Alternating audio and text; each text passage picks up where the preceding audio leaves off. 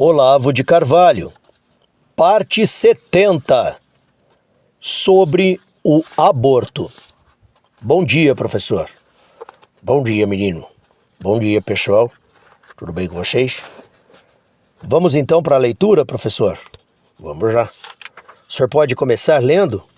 Com toda certeza, meu jovem.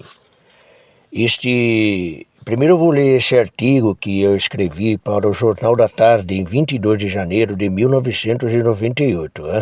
Já faz quase 30 anos. Esse já é um dos artigos mais antigos que tem neste livro. E o título do texto é Desejo de Matar. Vamos lá. Amigos e leitores, pedem-se uma opinião sobre o aborto. Mas inclinado por natureza à economia do esforço, meu cérebro se recusa a criar uma opinião sobre o que quer que seja, exceto quando encontro um bom motivo para fazê-lo.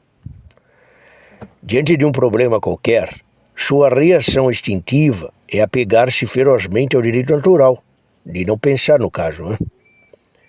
Mas ao argumentar em favor desse direito, ele acaba tendo de se perguntar por que afinal existe o maldito problema. Assim, o que era uma tentativa de não pensar, acaba por se tornar uma investigação de fundamentos, isto é, o empreendimento mais filosófico que existe. Os futuros autores de biografias depreciativas, gente, dirão com razão que me tornei filósofo por mera preguiça de pensar, Mas como a preguiça gradua os assuntos pela escala de atenção prioritária mínima, acabei por desenvolver um agudo sentimento da diferença entre os problemas colocados pela fatalidade das coisas e os que só existem porque determinadas pessoas querem que existam. Ora, gente, o problema do aborto pertence com toda evidência a esta última espécie, O questionamento do aborto existe porque a prática do aborto existe e não o contrário, tá certo? Que alguém decida em favor do aborto é o pressuposto da existência do debate sobre o aborto, Mas o que é pressuposto de um debate não pode, ao mesmo tempo, ser sua conclusão lógica. A opção pelo aborto, sendo prévia a toda discussão, é inacessível a argumentos. O abortista é abortista por decisão livre, que prescinde de razões. Essa liberdade afirma-se diretamente pelo ato que a realiza, e multiplicado por milhões, se torna liberdade genericamente reconhecida e consolidada num direito. Daí que o discurso em favor do aborto evite a problemática moral e se apega ao terreno jurídico e político. Não quer tanto afirmar um valor, mas estatuir um direito, que pode, em tese, coexistir com a condenação moral do ato, tá certo? Pois bem, quanto ao conteúdo do debate, gente, os adversários do aborto alegam que o feto é um ser humano, que matá-lo é crime de homicídio, tá certo? Os partidários alegam que o feto é apenas um pedaço de carne, uma parte do corpo da mãe, que deve ter o direito de extirpá-lo à vontade, tá certo? No presente score da disputa, nenhum dos lados conseguiu ainda persuadir o outro. Nem é razoável esperar que o consiga, tá certo? Pois não havendo na presente civilização o menor consenso quanto ao que é ou não da natureza humana, não existem premissas comuns que possam fundamentar um desempate. Bem, mas o empate mesmo acaba por transfigurar toda a discussão. Diante dele, passamos de uma disputa ético-metafísica, insolúvel nas presentes condições da cultura ocidental, a uma simples equação matemática cuja resolução deve, em princípio, ser idêntica e igualmente probante para todos os seres capazes de compreendê-la. Essa equação formula-se assim, gente. Se A 50% de probabilidade de que o feto seja humano e 50% que não o seja, apostar nessa última hipótese é literalmente optar por um ato que tem 50% de probabilidade de ser um homicídio, porra. Tá certo? Com isso, a questão toda se esclarece mais do que poderia exigi-lo, o mais refratário dos cérebros. Não havendo certeza absoluta da inumanidade do feto, extirpá-lo pressupõe uma decisão moral ou imoral, tomada no escuro. Podemos preservar a vida dessa criatura e descobrir mais tarde de que empenhamos em vão nossos altos sentimentos éticos em defesa do que não passava, no fim de contas, de mera coisa. Mas podemos também decidir extirpar a coisa, correndo o risco de descobrir, tarde demais, que era um ser humano, porra. Entre a precaução e a aposta temerária, cabe escolher? Qual de nós, armado de um revólver, se acreditaria moralmente autorizado a dispará-lo, se soubesse que tem 50% de chance de acertar uma criatura inocente, Mas que porra! Dito de outro modo, apostar na inumanidade do feto é jogar na cara ou coroa a sobrevivência ou morte de um possível ser humano, cacete! Chegamos a esse ponto de raciocínio, gente. Todos os argumentos pró-aborto tornaram-se argumentos contra, Pois aí saímos do terreno do indecidível e deparamos com um consenso mundial firmemente estabelecido. Nenhuma vantagem defensável ou indefensável, nenhum benefício real ou hipotético para terceiros pode justificar que a vida de um ser humano seja arriscada numa aposta. Como ouvimos, no entanto, gente, a opção pro aborto é prévia a toda discussão, sendo esse o motivo pelo qual o abortista ressente e denuncia como violência repressiva toda argumentação contrária. A decisão pró-aborto, sendo a pré-condição da existência do debate, não poderia buscar no debate senão a legitimação ex post facto de algo que já estava decidido irreversivelmente com ou sem o debate. O abortista não poderia ceder nem mesmo ante provas cabais da humanidade do feto, quanto mais ante meras avaliações de um risco moral. Ele simplesmente deseja correr o risco, gente, mesmo com chance de 0%. Ele quer porque quer. Para ele, a morte dos fetos indesejados é uma questão de honra. Trata-se de demonstrar mediante atos e não mediante argumentos uma liberdade autofundante que prescinde de razões com orgulho nietzschiano, para o qual a menor objeção é constrangimento intolerável. Pois bem, creio descobrir aí a razão pela qual meu cérebro se recruzava obstinadamente a pensar no assunto. Pessoal, ele pressentia a inocuidade de todo o argumento ante a afirmação brutal e irracional da pura vontade de matar. É claro que em muitos abortistas essa vontade permanece subconsciente, tá certo? Encoberta por um véu de racionalizações humanitárias que o apoio da mídia fortalece e a vociferação dos militantes corrobora. Porém, é claro também que não adianta argumentar com pessoas capazes de mentir tão tenazmente para si próprias. Pois bem, esse é o texto. Continua daí agora, menino. Sim, senhor professor. Vamos então para a leitura do próximo artigo. Lógica do abortismo. Diário do Comércio, 14 de outubro de 2010. O aborto só é uma questão moral porque ninguém conseguiu jamais provar, com certeza absoluta, que um feto é mera extensão do corpo da mãe, ou um ser humano de pleno direito. A existência mesma da discussão interminável mostra que os argumentos de parte a parte soam inconvincentes a quem os ouve, senão também a quem os omite.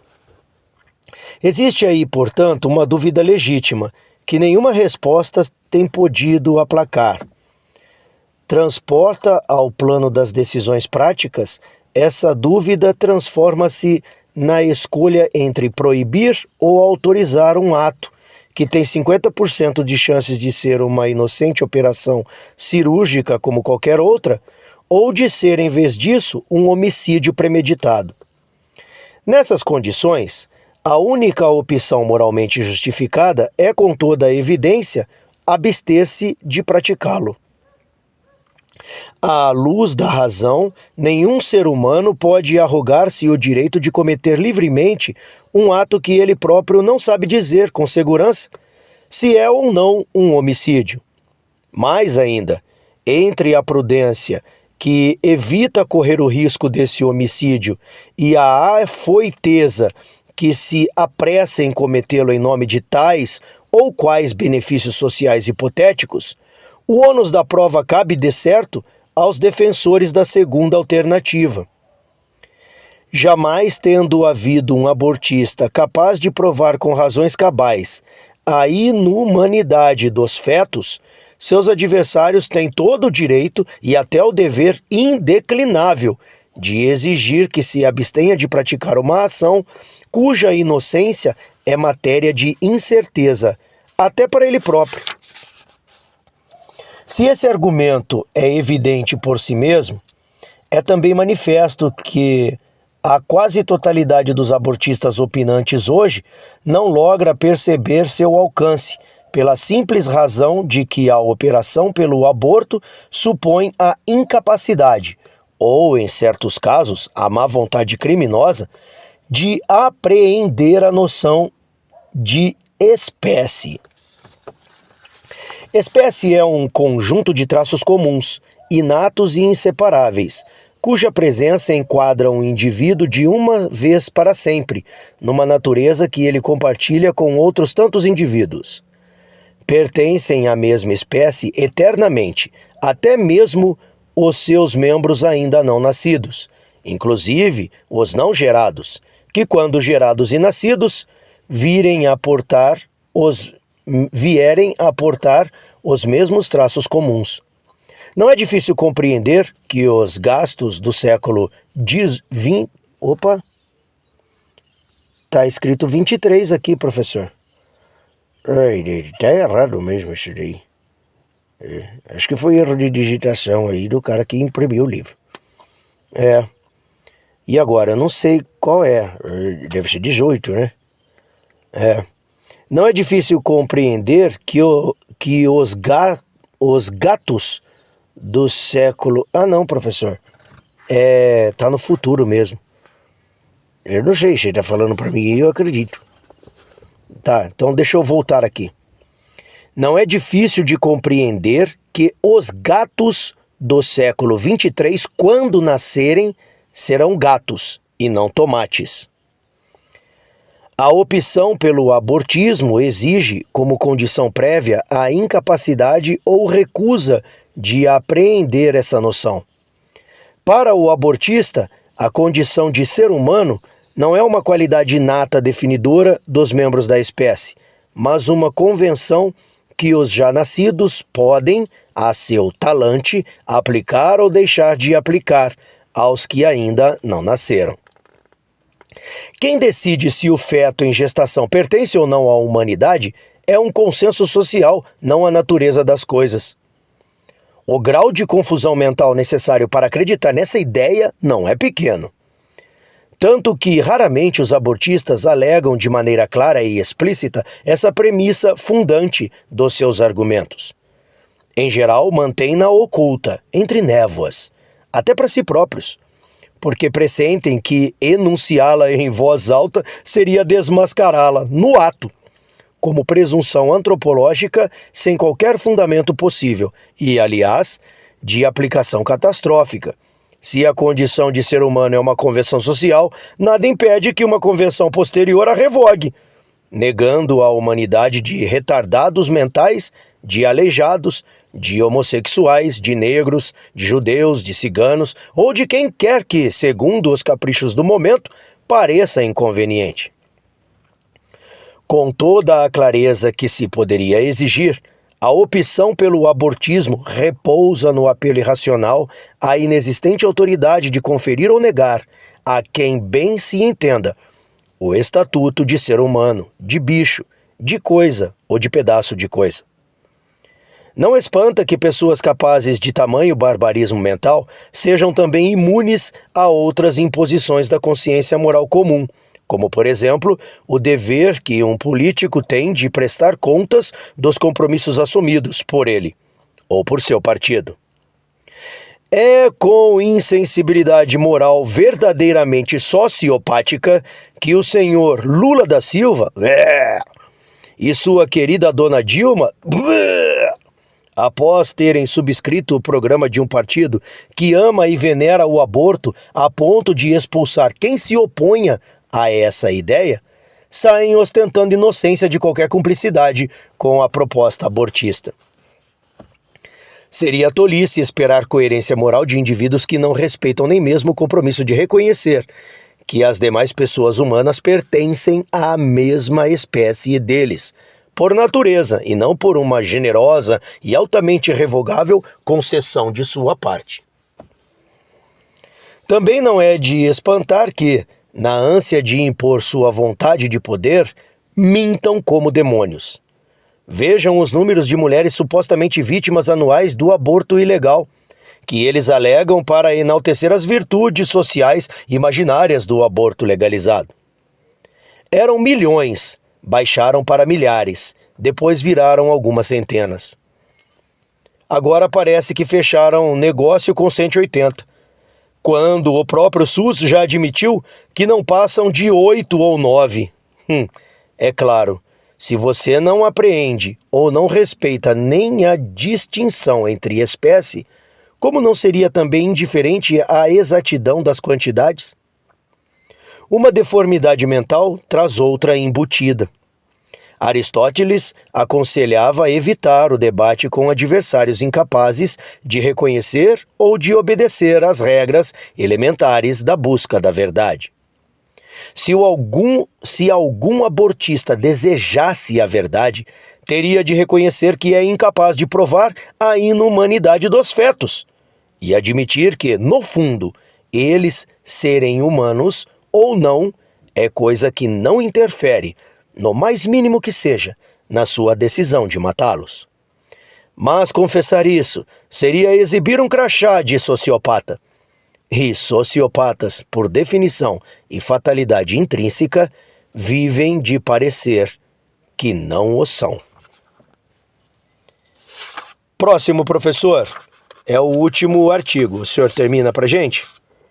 Com certeza, menino. Vamos lá, então. Vamos já de cara? Pode ser, professor. É só 2 páginas. Só 2 páginas. Então vamos lá. Esse artigo, na verdade, esse artigo foi na Rádio Imprensa, tá, pessoal? Esse foi até mais antigo, foi em 4 de dezembro de 1996. Olha, eu lembro como fosse hoje. Conversa franca sobre o aborto. Né? E foi assim, ó. A resposta à questão do aborto depende inteiramente de 2 perguntas. A primeira é: o feto no ventre da mãe é um ser humano ou não, porra? Se não, então ele tem de se tornar um ser humano em algum momento da gestação, tá certo? Há 2 classes de imbecis que apostam nessa hipótese absurda. Os imbecis espiritualistas acreditam que isso acontece no instante em que a alma entra no corpo. Hein? Mas a alma não é uma coisa, gente. Não é uma coisa alheia ao corpo. É a própria vida do corpo, porra. Para que ela entrasse num corpo já existente, seria preciso que o corpo, até esse instante, não tivesse vida, tá certo? Nesse caso, é preciso admitir que o feto, nas primeiras semanas depois de gerado, está mortinho da Silva. Você já viu coisa mais doida que isso, porra? Os imbecis materialistas alegam que um feto de 3 meses não se distingue na aparência de um feto de macaco. Um argumento que é pura macaquice, hein? Pablo Picasso, bem examinado, é mais parecido com um homem de Neandertal do que com Tom Cruise, hein? Toda tentativa de provar que o feto não é humano, gente, esbarra em contrassensos intransponíveis. Mas negar que o outro seja humano é mais velha desculpa de quem deseja matá-lo. Hein? A ciência nazista provava, meus filhos, com argumentos parecidos, que os judeus não eram gente, tá certo? Afastada a hipótese maluca de que o feto não seja humano, surge então a segunda pergunta decisiva. Existe alguma diferença substancial entre matar um ser humano no ventre da mãe e matá-lo depois que saiu, porra? Os aboteiros procuram enganar as mulheres com lisonjas, assegurando que tudo o que está dentro do corpo delas é delas, e que podem fazer o que bem entendem com o que é delas, tá certo? Esse raciocínio subentende que o feto é um órgão do corpo da mãe, e não um ser humano independente. Mas mesmo que o feto fosse um órgão, que é um órgão, gente? É, por definição, algo que não pode ser retirado sem dano para o corpo, não é isso? Então, como alegar, em apoio do direito para retirar o feto, o argumento de que é um órgão? Se é um órgão, retirá-lo é mutilar o corpo. E uma vez aceito o direito da automutilação, seria uma odiosa discriminação concedê-lo a quem desejasse cortar o dedo do próprio pé e negá-lo a quem pretendesse algo mais requintado, como cortar a própria cabeça ou cortar o restante do corpo, e sair por aí, só com a cabeça flutuando no ar. Professor, teve um cara aí que cortou o dedo. Bem lembrado, menino. Excluída, não tem como exigir também, né? Desse cidadão que cortar um órgão seja algo incomum. Excluída por absurda a hipótese de que o feto seja um órgão, resta saber se, mesmo sendo alguma coisa, ele pertence à mulher que o carrega no ventre. A resposta é não. Porque não é feito só de óvulo, mas também de esperma, porra. O esperma não é produzido pelo corpo da mãe, cacete, mas pelo corpo do pai, que apenas o deposita no corpo da mãe, não é isso? A mãe não é, portanto, dona do feto inteiro, mas apenas de uma parte. Da outra parte, que veio do pai, é apenas depositária. E tem tanto o direito de jogar o feto no lixo, quanto um banco tem o direito de jogar no lixo o dinheiro dos nossos depósitos, tá certo? A rejeição categórica do direito ao aborto decorre de evidências cristalinas, que só uma mentalidade torpe pode negar. Mas o mal não está nas mulheres que abortam, enganadas pelo desespero, e está no defensor do aborto, porra, que com fala mansinha pretende induzi-las a torná-las homicidas.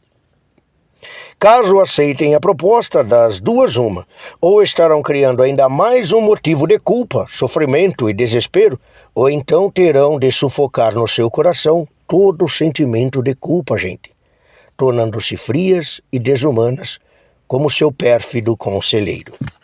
Não é isso?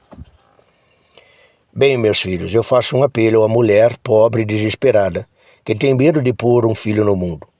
Não creia nesses falsos amigos. Quando ouvir um deputado, um senador, um intelectual bem situado na vida dizer que defende o aborto porque tem pena das mulheres pobres, pergunte a ele: mas, doutor, se o senhor é tão bom e generoso que se oferece para ajudar a matar o meu filhinho, por que não me pode dar algum dinheiro para ajudá-lo a viver, hein? Pois bem, faça isso então. Terminamos aqui a série do aborto, tá, menino? Depois a gente entra na da ciência. Valeu, professor. Obrigado pela ajuda aí, de sempre. Muito bem. Tem um cafezinho aí para tomar? Professor, eu acho que tem um pouquinho aqui na geladeira. O senhor quer que eu veja aqui? Mas tá gelado. Professor, mas tem micro-ondas, né, professor? Pera aí que eu já vou lá. Tchau, pessoal. Valeu. Então esquenta um pouquinho para mim aí que eu vou querer...